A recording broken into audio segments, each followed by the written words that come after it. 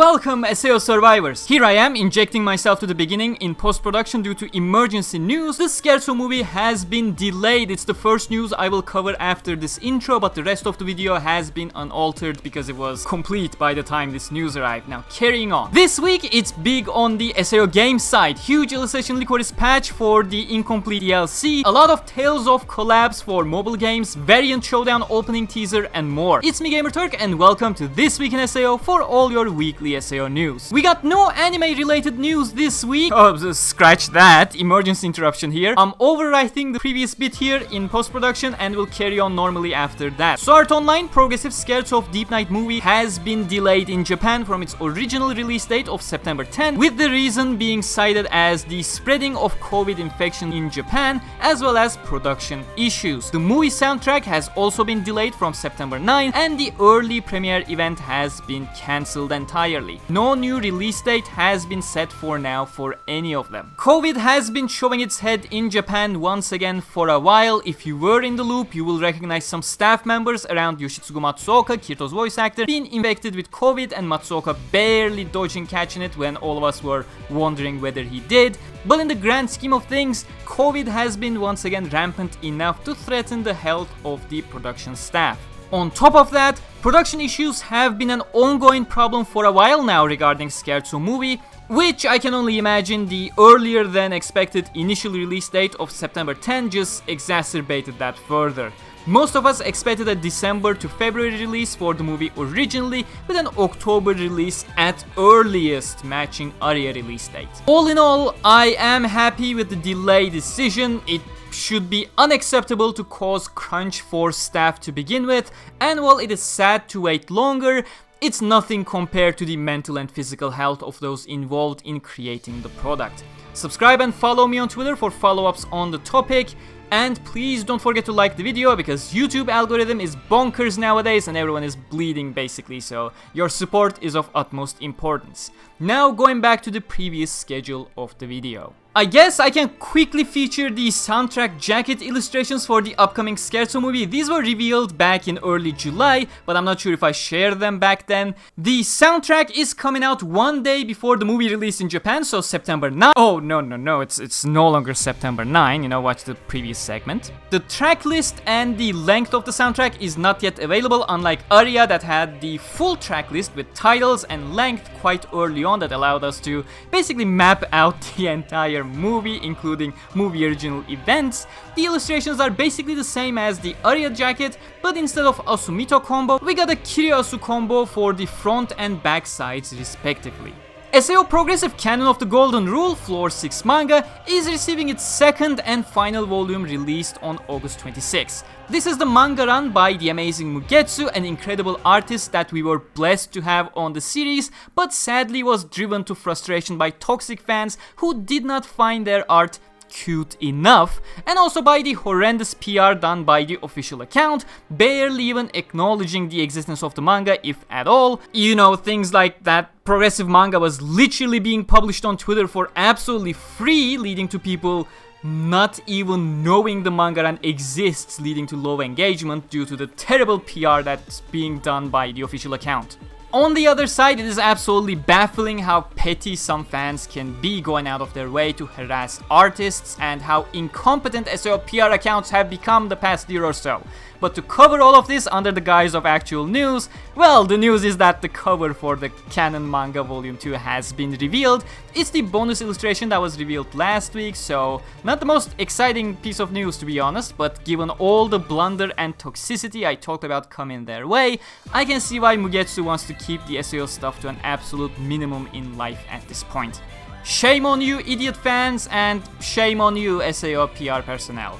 SAO Anime 10th Anniversary Celebrations. Fan favorite episode number 4 has been revealed this week, and it's a surprising choice to say the least. War of Underworld episode 19, Awakening, the episode where Kirito just woke up and takes on Pooh, and triumphs with Yujo's help at the end. It's understandable at a base level why the episode is so high. It's the first Kirito episode after 18 consecutive episodes of no Kirito, Yujo's first proper Echo appearance, a big fight that sparked back on Aincrad's Floor 5, etc.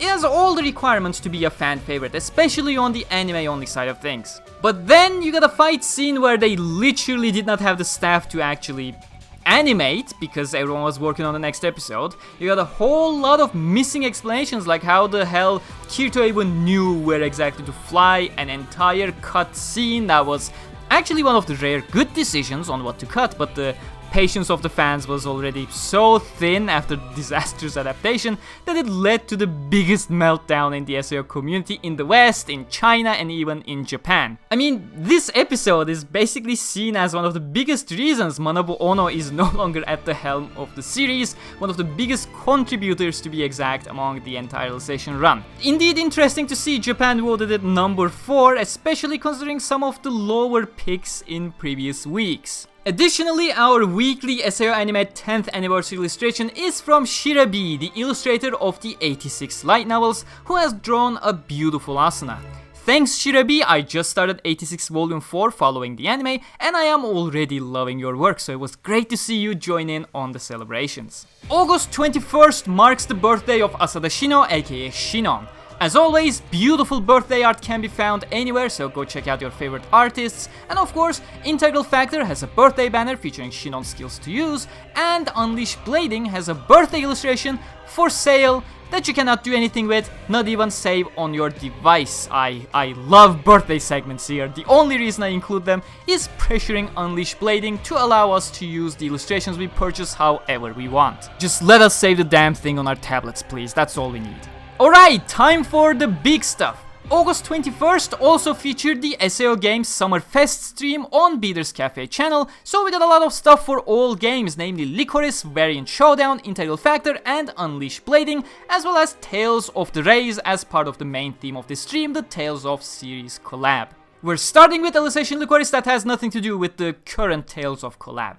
It was basically all focused on the upcoming patch 3.0 and basically confirmed things I mentioned in an earlier TWiS. Matricaria was released early due to the leak in its unfinished developer test state, and patch 3.10 is basically stuff that was meant to be part of the DLC drop and close the door on the game.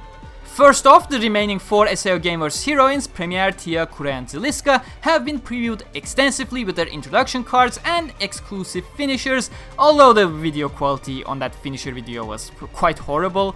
And then they gave us the extensive patch notes for patch 3.10, and as I said, it's basically making a lot of adjustments and fixes to the Matricaria DLC on the gameplay side of things like adding an ancient apostle encounter to milestone floors, adding more teleport stones to middle floors, difficulty adjustments, story skip options, removing redundant back and forth running in the dungeon, basically things that were likely there as placeholders for testing purposes, the overall DLC flags or skipping over flags that don't exist.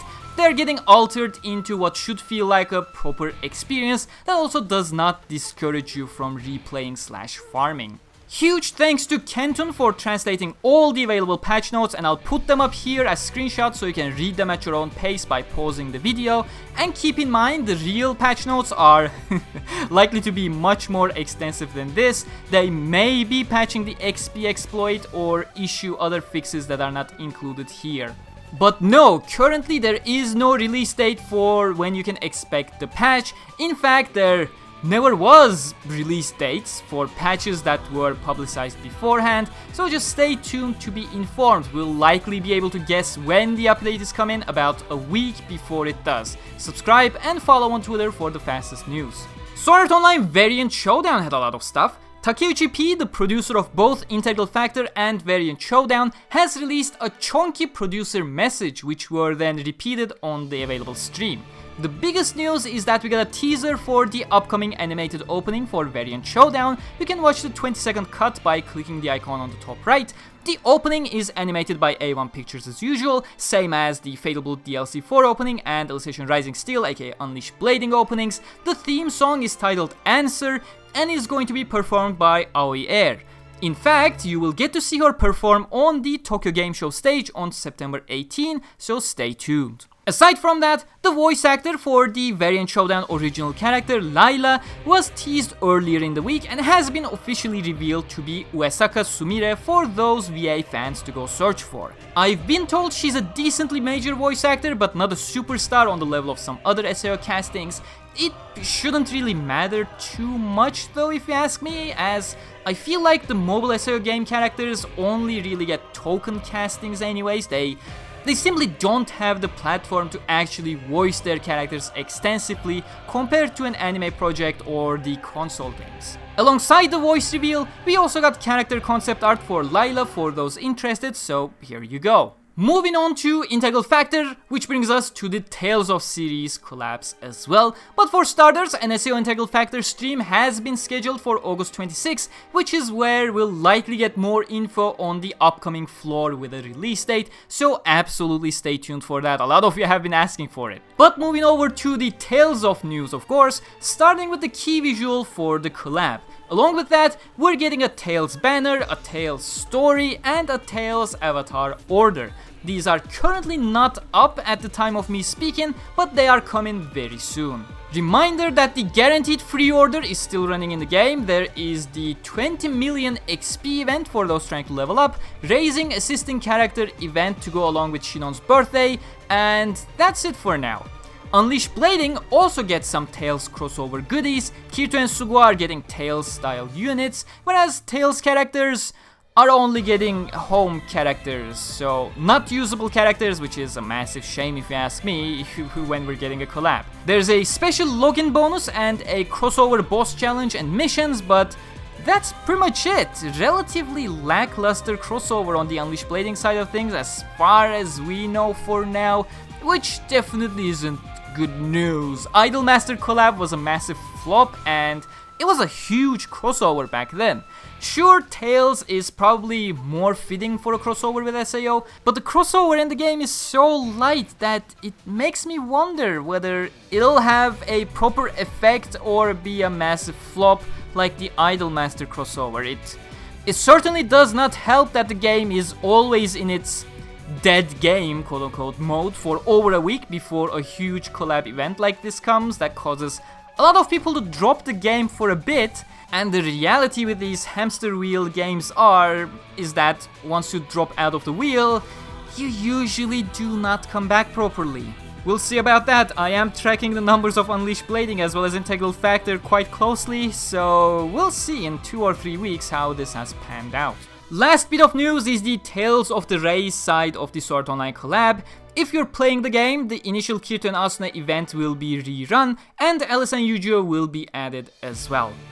That's it for this week. I have been asking for opinions to drive engagement in the comments the past couple of videos, but I won't do that on this one because I know there's gonna be, someone toxic enough to complain about the delay of the movie for all the wrong reasons, so I'll just say I will not tolerate inconsiderate comments about the health of the staff and leave it at that. Be mindful of that down in the comments. Like if you enjoyed, subscribe and hit the bell icon so you don't miss anything. A lot of you don't follow me on Twitter, but you should for the fastest SAO news. Hope to see you all again next week. Until then, stay cool.